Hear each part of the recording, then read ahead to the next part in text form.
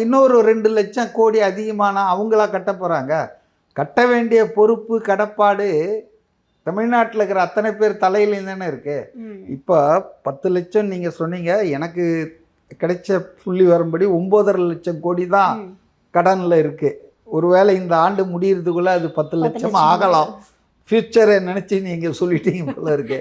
So இந்த 9.5 லட்சம் கோடிக்கு 60,000 கோடி நாம் வருடந்தோறும் வட்டி கட்டிகிட்டு இருக்கோங்க. கடன்னா அதுக்கு வட்டி இல்லாமல் யார் கடன் கொடுப்பாங்க?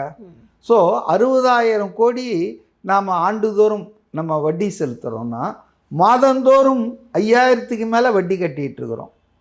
Every month 12×5 60. 5,000 கோடி.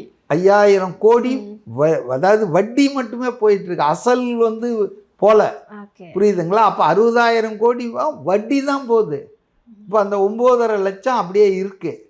இதில் நீங்கள் ஒரு தகவல் கேட்டிங்கன்னா ஆச்சரியப்பட்டு போவீங்க. 1947லேருந்து 2021 வரைக்கும் எவ்வளோ சீஃப் மினிஸ்டர்ஸ் இருந்திருக்காங்க. இந்த கட்சியில் அந்த கட்சியில் எல்லாம் எம்ஜிஆர், ஜெயலலிதா, எடப்பாடி, அண்ணாதுரை, அப்புறம் காமராஜர், ஓமந்தூரார், ராஜாஜி, இப்படி நிறைய சீஃப் மினிஸ்டர் இருந்திருக்காங்க. 21 வரைக்கும் மொத்தமே கடன், தமிழ்நாட்டு கடன் 4.5 லட்சம் கோடி. இப்போ 21லேருந்து 4.25 வருஷத்தில் 5 கோடி 5 லட்சம் கோடி. 4.5 லட்சம் கோடி, இது 5 லட்சம் கோடி.